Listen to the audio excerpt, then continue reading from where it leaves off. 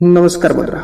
এক সময় পাণ্ডব এবং কৌরব দুটি শক্তিশালী দল ভারতবর্ষের প্রাচীন ভূমিতে কুরুক্ষেত্রের যুদ্ধ নামে পরিচিত একটি মহান যুদ্ধে একে অপরের সাথে লড়াই করেছিল। শ্রেষ্ঠ পাণ্ডব যোদ্ধা অর্জুন এবং পবিত্র অবতার ভগবান কৃষ্ণ ছিলেন এই মহাকাব্যিক সংগ্রামের কেন্দ্রে দুটি কেন্দ্রীয় চরিত্র।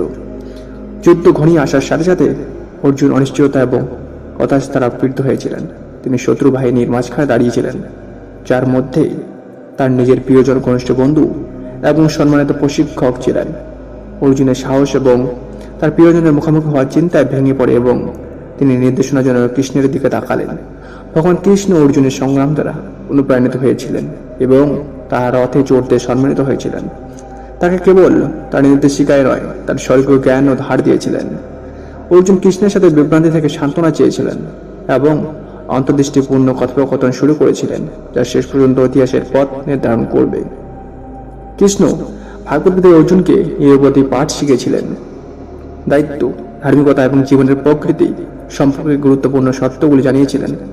তিনি অর্জুনকে আত্মার চিরন্তন প্রাকৃতিকতা মনে করে দিয়েছিলেন এবং একজনের কাজের ফলাফলের বিবেচনা না করে অভিনয় তাৎপর্য দিকে তার অনিশ্চয়তা কাটিয়ে উঠতে এবং তার যোদ্ধার দায়িত্ব পালনের জন্য অনুরোধ করেছিলেন। কৃষ্ণের কথা অর্জুনকে অনুপ্রাণিত ও আলোকিত করেছিল, তাকে নতুন শক্তি ও সংকল্প দিয়েছে। তার সন্দেহ দৃঢ় হয়ে গেছে, তার আত্মা শক্তিশালী হয়েছে এবং তিনি তার ঐশ্বরিক সারথী জ্ঞান ব্যবহার করে ন্যায় ও ধার্মিকতার জন্য একটি বৃহত্তর যুদ্ধের নেতৃত্ব দেওয়ার জন্য দৃঢ় প্রতিজ্ঞ হয়েছিলেন। যুদ্ধক্ষেত্রে অর্জুন অতুলনীয় বীরত্ব ও দক্ষতা প্রদর্শন করে সমগ্র সংঘর্ষে সাহসিকতার সাথে যুদ্ধ করেছিলেন। তিনি কৃষ্ণের পাণ্ডবদের বাহিনীকে একাধিক বিজয়ের নেতৃত্ব দিয়ে তাদের বিরোধীদের হৃদয়ে ভীতির সঞ্চার করেছিলেন। কিন্তু কৃষ্ণের উপস্থিতির প্রকৃত অর্থ যুদ্ধের চূড়ান্ত দিনে স্পষ্ট হয়ে ওঠে।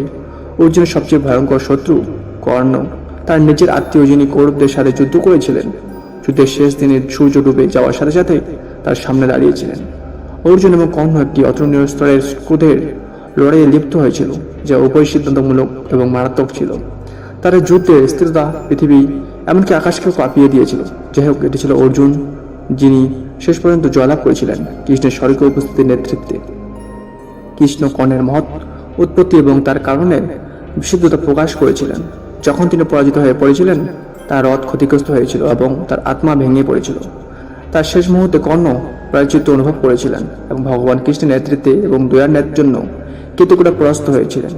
এইভাবে কুরুক্ষেত্রের শেষের দিনে মারপিট এবং যুদ্ধের ধ্বংসের মধ্যে কৃষ্ণ এবং অর্জুনের সম্পর্ক অপরিণতভাবে জ্ঞান লাভ হয়েছিল।